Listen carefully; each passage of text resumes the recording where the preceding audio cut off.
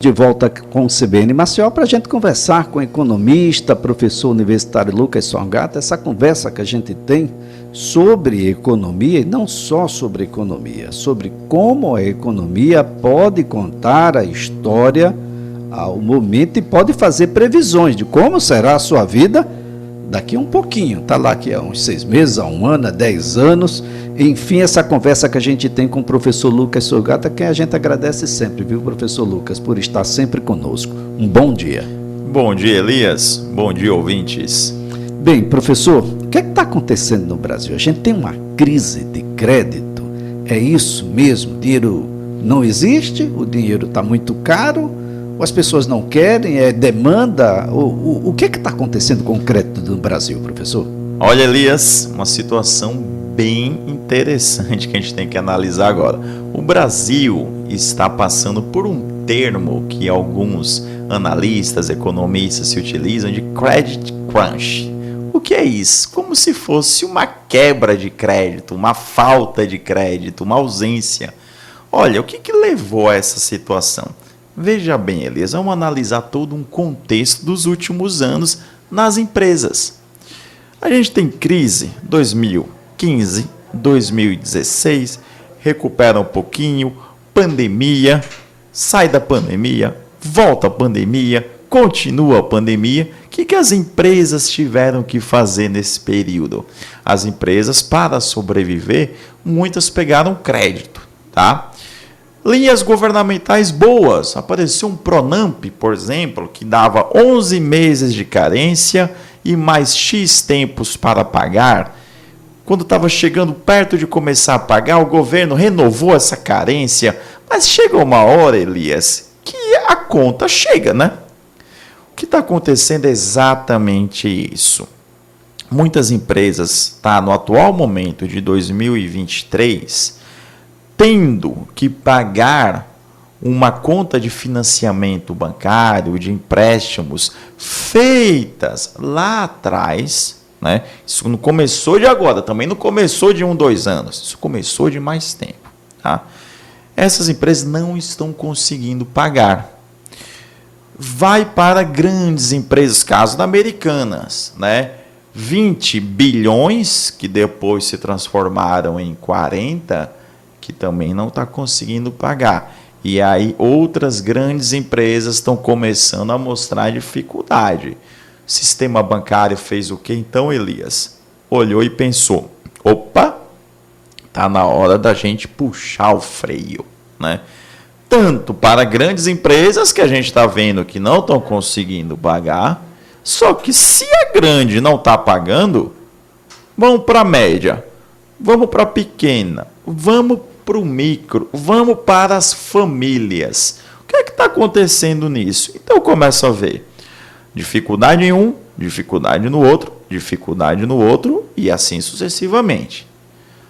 O sistema bancário, então, está entendendo que emprestar está sendo um risco. O que isso significa? Possibilidade de ou uma taxa de juros maior, porque o risco seria maior, prazos de pagamentos menores, exigências maiores de colaterais, de garantias, né? Dificuldade em renegociações de dívidas, maior agilidade do banco para entrar com um processo judicial, com algum processo de busca e apreensão, justamente porque o cenário bancário mudou. Lucas, reduzindo a Selic, que é a tendência atual. Vai ajudar? Vai ajudar, mas não resolve o problema, né? Essa renegociação, essa reestruturação por empresas, por famílias, tem que ser muito bem feita agora, porque o cenário de fato está mudando. Alguns analistas estão dizendo o seguinte, olha, não é bem assim, não é para se preocupar tanto. Não. Eu estou mais no cenário pessimista, Elias. Eu acredito que sim, é para se preocupar. A gente está numa situação onde, de fato, todo mundo se endividou demais. né? Então você está chegando num período de 2023, numa aposta de crescimento econômico que não vai ter, que vai ser tímida, que vai ser travada, vai ser menor do que 2022, e um dos fatores é esse: escassez de recurso para emprestar para as empresas numa situação boa, uma situação interessante, tá? Elias, basicamente, então, essa expressão que está sendo vinculada agora do credit crunch é isso, é frear o dinheiro para as empresas e para as famílias. Bem, qual é o significado disso? Tem alguém que já me perguntou e eu transfiro a pergunta: quem é que mantém quem? A capacidade de compra, de consumo das famílias é que mantém as grandes empresas ou vice-versa? Olha, seria isso, né? A gente tem a expressão: é a oferta que gera a demanda ou é a demanda que ativa a oferta, né? A gente segue mais essa lógica da demanda agregada ativando a economia. É um aspecto muito keynesiano lá de trás, e que hoje a gente vê que de fato é um sentido, é o que funciona. Tá, Elias, mas aí é o que a gente diz: e como que eu vou reativar essa demanda? Então vamos lá. Como que funcionaria uma demanda agregada mesmo, né? No aspecto bem simples de um curso de graduação em economia. Funciona assim na prática? Nem tanto, mas só para o ouvinte entender. Você tem 3 aspectos. Primeiro, consumo das famílias. Então eu vou agora, primeiro, pensar em famílias. O que é que está acontecendo? Ela tem mais dinheiro ou menos dinheiro para gastar nesses últimos anos? Eita, ela está tendo menos dinheiro para gastar. Tá? Por quê? Porque ela tem muito compromisso com dívidas.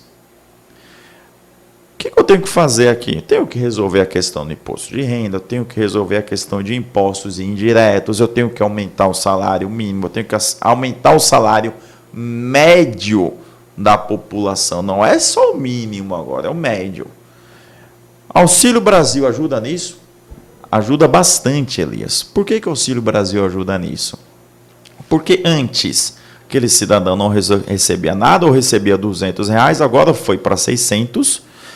Um salário mínimo, a diferença é de R$600 a mais.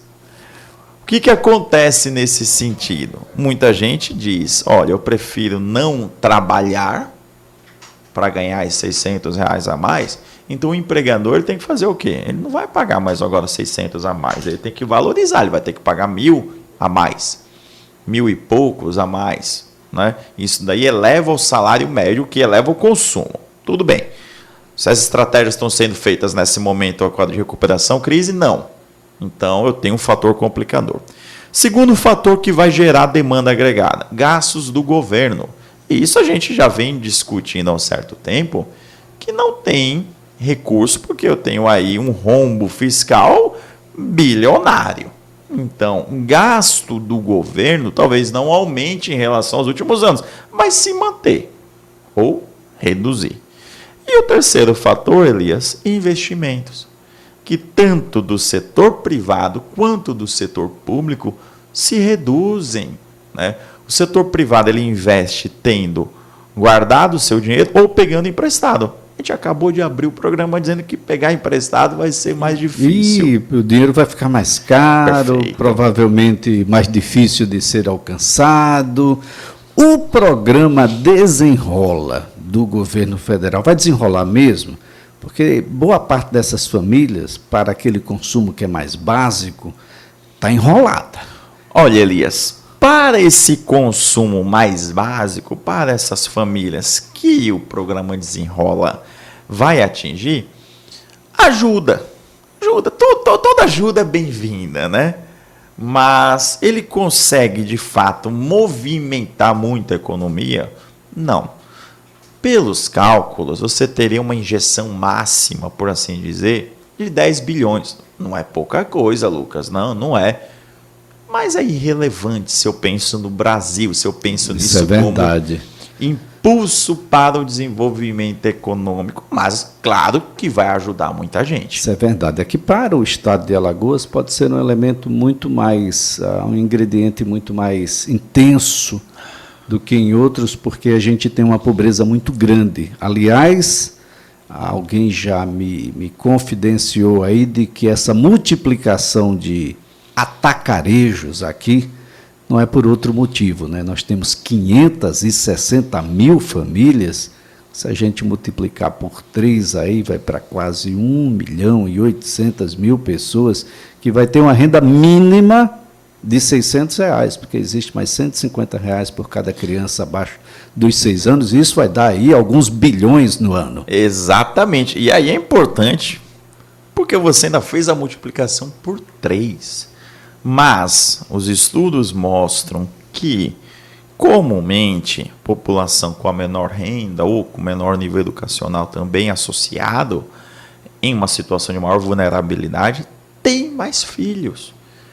Então, se a gente multiplicar por 4, talvez esteja mais apropriado. Aí a gente já chega mais ou menos, pessoal, a 2 milhões, 2.100.000, 200.000 de habitantes. Isso equivale, Elias, a 70% da nossa população, 65%, 70%. Aí, recebendo o Bolsa Família. Aí o Bolsa Família, desculpa, o Auxílio Brasil, que daqui a pouco deve mudar de nome. Aí a gente vai para o outro extremo, né? Os aposentados, que são o pessoal mais velho. Eu tenho quantos aí também? Eu tenho talvez aí, Elias, eu me esqueci desses dados do INSS, mas eu vou colocar aí mais umas 100, 150, 200 mil, ou até bem mais, né? Pessoas que vai entrar nesse ramo. Então eu já tenho aí, Elias, 75% da minha população que está sobrevivendo do quê? Transferência do recurso federal, porque o aposentado ele está ganhando. Lucas, ele contribuiu. Tá, mas é transferência. Mas tem todos, né? A gente vai ter um percentual de LOAS muito grande, que é para aquele que infelizmente não teve condição de contribuir, né? O benefício da prestação continuada. Nós vamos ter aqueles que estão numa condição outra, por qualquer outro benefício, que teve contribuição, mas não necessariamente contínua, né? Ou seja, muita gente com transferência. E esse dinheiro vai todo para o consumo. Quase todo. Se eu pego esse dinheiro mais básico, dos 600, 700, 800 reais, com certeza ele vai todo para consumo. Evidente, BPC também vai basicamente para o consumo daquela pessoa, para sobrevivência. No caso das aposentadorias, não. Aí ele pode perpassar um pouco mais, né? Mas grande parte disso daí vai para o consumo, tá? Qual é a grande questão? Esse consumo, ele já atingiu um limite ou não? Vamos lá. Por que eu estou dizendo isso? Inflação.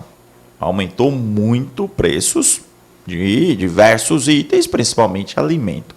Minha população, então, hoje, ela está gastando mais em alimentação do que gastava 2, 3, 4 anos atrás. Está gastando mais em moradia. Se a gente olhar os preços, por exemplo, de aluguéis na cidade de Maceió, Elias, aumentou substancialmente. Então, aquele meu morador de 5, 6 anos atrás, com certeza está gastando muito mais hoje na moradia. E para gastar mais nisso, a renda dele aumentou? Se sim, legal. Se não, o que ele está sacrificando? Será que ele está sacrificando alimentação, energia elétrica, colégio, seus filhos, uma melhor formação para ele mesmo poder se desenvolver? Plano de saúde. O que está sendo deixado de lado? Perfeito, né? Então eu tenho que pensar nisso daí muitas vezes. E a gente não sabe o que acontece.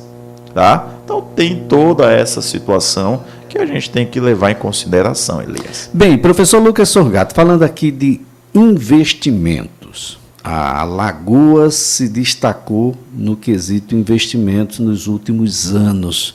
Esses números se mantêm, aliás, fiquei impressionado. O seu estado de origem teve um percentual muito acanhado. Aliás, todo mundo que queria alguma coisa boa tinha no passado como referência o Rio Grande do Sul. Eu queria ter a educação do Rio Grande do Sul, queria ter a saúde do Rio Grande do Sul. O que é que aconteceu? O Sul virou norte, o mar virou sertão, professor? Elias, então, Rio Grande do Sul, ele passa por uma crise financeira, econômica de décadas. Décadas, né? Não é de agora, não é que a gente vai olhar agora e vai falar, não, Rio Grande... Não, tem tempo, né? 20 anos, se a gente for colocar assim, com uma certa melhoria aqui, uma outra coisa mais acanhada ali. Por quê? Porque tem muitas reformas estruturais que não só o Rio Grande do Sul, todos os estados têm que fazer. Todos os estados têm que fazer.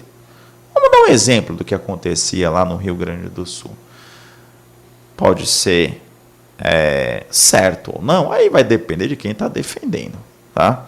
Eu pego então e faço um aumento de salários para um servidor policial, por exemplo. Aí eu vou lá para um estado do Rio Grande do Sul que tem praticamente a mesma equiparação de ativos para os que não estão na ativa mais. Faço um aumento de salário, tento fazer isso para os ativos, mas vai para toda a categoria. Me sobra espaço para contratar mais gente? Não, por quê? Porque eu esbarro numa LRF. Então eu tenho que pensar, poxa, como que eu posso mudar isso? Eu não estou dizendo que é o ideal tirar essa equiparação. Não é isso. Eu estou pensando quais são as alternativas que a gente tem que fazer, né, para poder ter uma melhora, para poder ter uma piora nessa situação. Então, quando os estados, muitas vezes, Elias, se comprometem, principalmente com questões de curto prazo, e essa que é a grande questão do Brasil, Elias, coisas de curto prazo, mas que tem impacto no longo prazo. Tem impacto no longo prazo. A gente pega o nosso próprio estado aqui, que deu uma cambaleada agora, né? Mas tem aí um processo de reajuste para se recuperar, tomara que aconteça isso. Quando eu construo 9 hospitais, curto prazo, eu tenho que manter é longo prazo, né? Aí eu faço um concurso, por exemplo, contrato 12 fisioterapeutas concursados, eu tenho 9 hospitais novos, né? Contratei 12, eu vou fazer o quê? Esses caras aí são ninja? Não dá. Então, eu não fiz uma parte pensando no longo prazo. Tá? Aí eu tenho que fazer o ajuste para que isso aí se desenvolva. Eita, Lucas, vou ter uma contratação terceirizada, assim, assado, vai dar para fazer um bom serviço, vai dar para fazer aquilo, tá, tudo bem. Mas, e a folha, como é que fica? Né? De quanto que saiu a minha folha quando eu fiz esses reajustes de carreira de praticamente muitos servidores ano passado? Você tem um aumento de folha aí de 30%, 40%. Isso é muito, Elias. Isso é curto prazo. Então, muitos estados fizeram, Rio Grande do Sul fez isso. E depois, para ajustar, como é que faz? Se eu consigo aumentar a receita, tudo bem. Qual foi o nosso problema? Tirou uma receita do ICMS de todos os estados por conta do combustível. Então, você faz uma ação contando com o dinheiro, tiram o seu dinheiro, né? E aí? Mesmo que você pensar numa empresa, se você pensar no seu salário mesmo, você está lá ganhando 3 mil, 5 mil por mês. Aí o cara de repente chega, tu não vai ganhar mais 5, tu vai ganhar agora 2. Todas as suas contas são para 5. O que é que eu vou fazer agora? A situação está brava.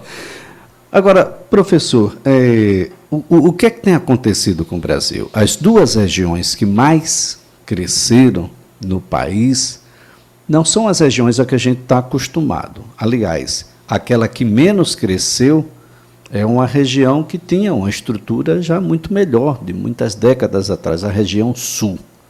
A região sudeste já não foi mais a primeira. Aliás, a região sudeste foi a terceira entre as 5 regiões em crescimento. A que mais cresceu foi a região centro-oeste e a segunda, o nordeste. Os investimentos estão se alocando para cá. O que é que pode justificar o crescimento dessas 2 regiões? Olha, Elias, são indicadores que saíram agora pelo Banco Central, né, o índice BCBR, e ele mostra esses resultados regionais para algumas regiões, as nossas regiões, de fato, né? Vamos só relembrar o seguinte: o Brasil, ele cresceu em 2022 2,9%, tá? Esse foi o crescimento nacional. Quando a gente vai para o crescimento regional, a gente pega uma região como o Centro-Oeste, que cresceu 5,9%. A gente pega uma região como o Nordeste, que cresceu 3,9%, ou seja, bem acima da média nacional, tá? O que acontece, então, nesse 2022? Centro-Oeste é uma região que está sendo muito forte no agronegócio, crescendo demais nessa região, nesse processo. Parte do Nordeste também está entrando forte nessa região do agronegócio, tá?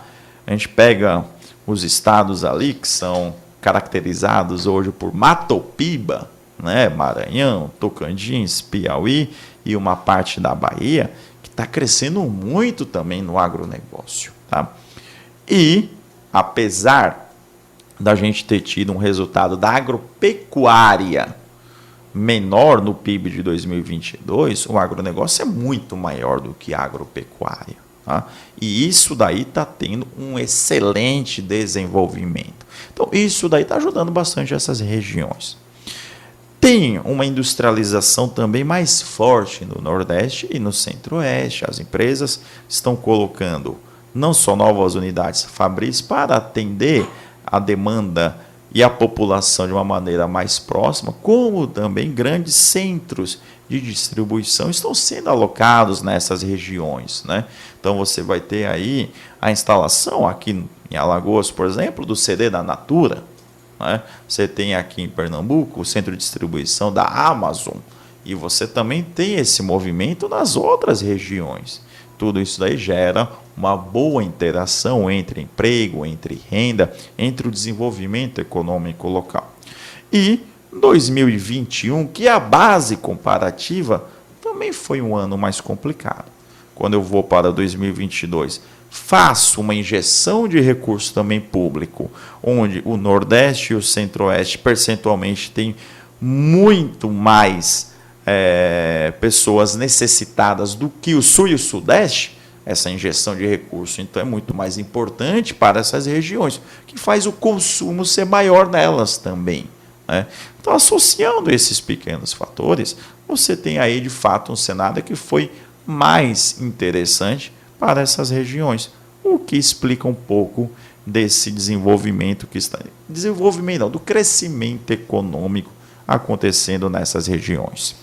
Agora, professor, está todo mundo perguntando sobre ICMS. O que é que está acontecendo? Tem tabelas aí que vão ser elevadas, eu acredito que todos os estados vão elevar as suas tabelas, mas a gente volta aos patamares anteriores ou a razoabilidade, de alguma forma, chega até a tabela do ICMS? Olha, a gente não vai voltar para o patamar anterior, mas os estados tiveram que pegar mecanismos para tentar corrigir a rota, né? O estado de Alagoas, então, por exemplo, a partir do dia 1º de abril, e não é mentira, né? Vai ter um ajuste da sua tabela de 19% para 21% de ICMS, está aumentando aí 2 pontos percentuais. Lucas, só Alagoas está fazendo isso? Não. Acre, Amazonas, Bahia, Maranhão, Paraná, Piauí, Rio Grande do Sul, Roraima, Sergipe, Tocantins, todos esses já anunciaram para frente. Alguns já fizeram essa mudança e esse aumento do ajuste do ICMS, tá? E por que isso? Justamente, como eu comentei, os estados tiveram uma perda na questão dos combustíveis. Então, para compensar, eu vou aumentar 2% aqui, geral, porque nesse geral eu consigo compensar a perda do combustível, que foi muito mais do que 2%. Né? Você reduziu aí 9, 8 pontos percentuais Então eu aumento 2 no geral, vou deixar os produtos mais caros, Lucas? Vou. Né? Estou trazendo itens de outras regiões, vou ter que pagar ICMS, vou ter que pagar a substituição, vou ter que pagar o antecipado, tudo ficou mais caro? Ficou. Num cenário com inflação, que até então a gente vive um momento mais controlado, pode gerar também um aumento dos custos e aí ficar um pouco mais caro para as famílias e empresas? Também pode não, vai, vamos ser mais taxativo, vai. Né? Então a questão é essa, para compensar aquela perda, já que não teve ainda uma compensação do governo federal, apesar de estar rolando uma conversa entre os governadores e o atual presidente Lula para ter essa compensação, a gente não pode esquecer que existe ainda um rombo de aproximadamente 300 bi. Bom, e aí, o que a gente vai fazer agora? Tá? Dá para compensar? Não dá? Olha, por enquanto aumentem aí, a gente vai jogando essa conversa para depois, é o que está acontecendo. Bom, e vem aí uma reforma, né? Uma reforma tributária, vem aí 3 letrinhas que a gente vai precisar conversar muito sobre ela, que é o IVA. O IVA é um imposto de valor agregado. O que é que a gente vai agregar nisso? Qual será a alíquota disso, a incidência disso, a abrangência disso? E, claro, né, brasileiro é muito criativo, né? Quais são os descaminhos que serão criados para não ser taxado, para não ser alcançado? E o que é que o governo e principalmente, né, o Congresso vai dizer sobre mudar ou não o que está posto? Porque o que nós temos é muito complexo, é regressivo, professor, e parece-me que não alcança o objetivo maior, de que é uma tributação justa. Quem tem mais, paga mais. Quem lucra, e lucro, definitivamente, salário mínimo não é lucro, e a gente daqui a pouco, com o salário mínimo, já vai estar pagando imposto de renda. Infelizmente, Elias, bom, vamos esperar o que esses próximos anos nos trarão, né? Mas acredito que a busca pela equidade vai ser um pouco mais forte nesse período. Professor Lucas Sorgato, foi um prazer tê-lo aqui no CBN em Maceió. Excelente sexta-feira, ótimo final de semana, até a próxima. Para você também, Elias, e para todos os ouvintes. Lucas Sorgato, economista e professor universitário.